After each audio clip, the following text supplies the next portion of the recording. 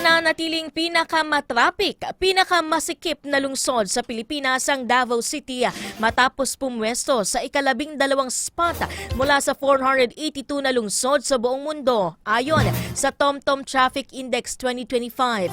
Ayon sa ulat, ang Pilipinas din ang pinaka-congested na bansa sa Asia na may 45% congestion level, mas mataas kaysa India at Singapore na parehong may 37%. Sa datos ng 2025 index, sumabot sa 66.2% ang average congestion level ng Davao City at ika-4 ito sa 75 na lungsod sa Asia pagdating sa tindi ng trapiko. Pinapakita rin ng report na ang congestion level ay tumutukoy sa karagdagang oras na nasasayang sa biyahe kumpara sa maluwag na daloy ng kalsada.